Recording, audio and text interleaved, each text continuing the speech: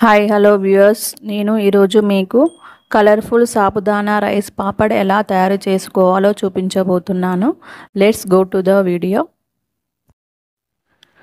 పచ్చిమిరపకాయలను సన్నగా తరుముకొని మోటార్లో వేసుకోవాలి. అలాగే జీలకర్ర, వాము 1 టేబుల్ స్పూన్ యాడ్ చేసుకొని కచ్చాపిచ్చగా దంచుకొని పక్కన పెట్టుకోవాలి. 1 గ్లాస్ రైస్ తీసుకుంటే పావు కప్పు సాబుదానాన్ని తీసుకొని బాగా కడుక్కొని ఓవర్ నైట్ నానబెట్టుకోవాలి. ఈ క్లిప్ అనేది వీడియోలో మిస్ అయ్యింది. 1 గ్లాస్ రైస్కి 6 గ్లాసెస్ వాటర్ అనేది సరిపోతుంది పాపడ్స్ తయారీకి. నానబెట్టిన రైస్ అండ్ సాబుదానాని మిక్సీ జార్లోకి వేసుకొని 1 గ్లాస్ వాటర్ని కొద్దిగా యాడ్ చేస్తూ మెత్తగా గ్రైండ్ చేసుకోవాలి. వీడియోలో చూస్తున్నారు కదా, నేను చాలా మెత్తగా గ్రైండ్ చేసుకున్నాను. ఇప్పుడు మందపాటి కడాయిని స్టవ్ మీద పెట్టి 5 గ్లాసెస్ వాటర్ యాడ్ చేసుకోవాలి. నేను గ్రైండ్ చేసేటప్పుడు 1 గ్లాస్ వాటర్ యూజ్ చేశాను. ఇప్పుడు 5 గ్లాసెస్ వాటర్ యాడ్ చేశాను. ఇప్పుడు కొద్దిగా సాల్ట్, ముందుగా ప్రిపేర్ చేసి పెట్టుకున్న గ్రీన్ చిల్లీ పేస్ట్ వేసి బాగా కలుపుకోవాలి. ఈ వాటర్ బాయిల్ అయ్యేలోపు నేను మీకు పాపడ్స్ ఒత్తుకోవడానికి ఒక టిప్ చెప్తున్నాను. ఒక ప్లాస్టిక్ కవర్ని తీసుకొని ఫస్ట్ 1 ఫోల్డ్ చేయండి ట్రయాంగిల్ షేప్లో. 1 ఫోల్డ్ చేసుకున్న తర్వాతకి మరలా సెకండ్ ఫోల్డ్ చేయండి. సెకండ్ ఫోల్డ్ కూడా చేసిన తర్వాతకి మీరు సీజర్తో వెడల్పాటి భాగాన్ని రౌండ్ షేప్లో కట్ చేసుకోవాలి.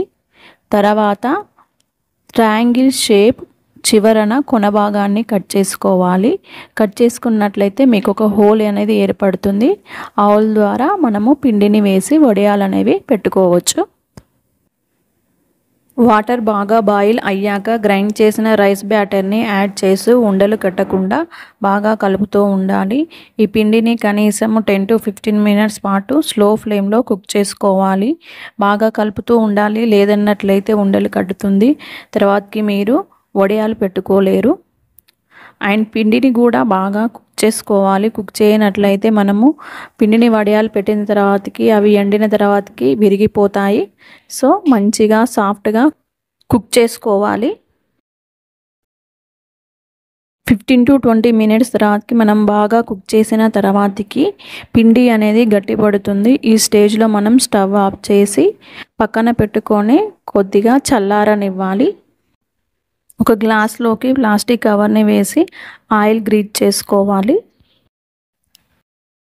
ఇప్పుడు ఉడకబెట్టిన పిండిని కవర్లో వేస్తూ మొత్తం ఫిల్ చేసుకోవాలి. ఈ విధంగా ఫిల్ చేసుకున్న తర్వాతకి మీరు కొంచెం ప్రెషర్ అనేది అప్లై చేస్తూ రౌండ్గా జిలేబీల మాదిరిగా పాపడ్స్ని చుట్టుకోవచ్చు. వీడియోలో చూస్తున్నారు కదా, నేను ఎంత ఈజీగా పాపడ్స్ అనేవి ఒత్తేసుకుంటున్నానో ఈ టిప్తో.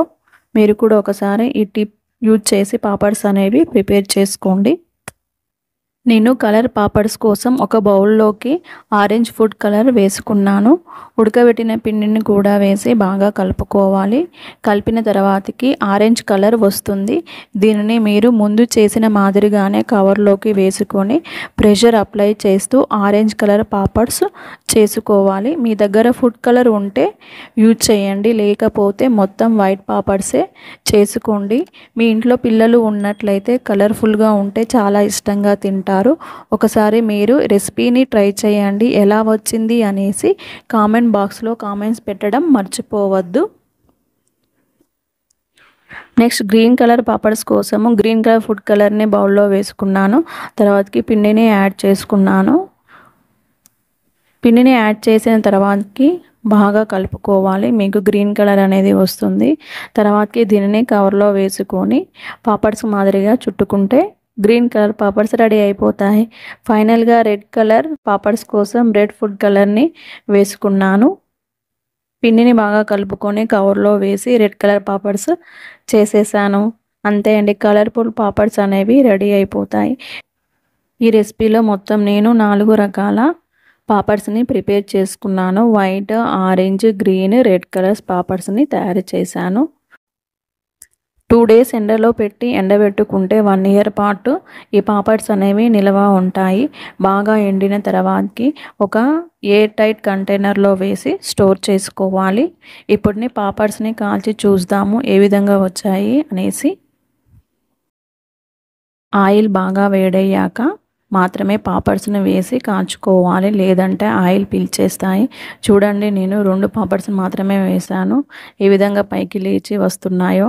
ఈ విధంగా వచ్చినట్లయితేనే మీరు చేసిన రెసిపీ అనేది చాలా పర్ఫెక్ట్గా చేసినట్లు. నా వీడియో చూస్తున్న వాళ్ళు ఈ సమ్మర్లో కలర్ఫుల్ పాపడ్స్ ట్రై చేయండి. నా వీడియో కొత్తగా చూస్తున్న వాళ్ళు సబ్స్క్రైబ్ చేసుకోండి. అలాగే వీడియోకి ఒక లైక్ ఇచ్చి షేర్ చేయడం మర్చిపోవద్దు. మీ నైస్ కామెంట్ని కామెంట్ బాక్స్లో పోస్ట్ చేయండి. Thanks for watching.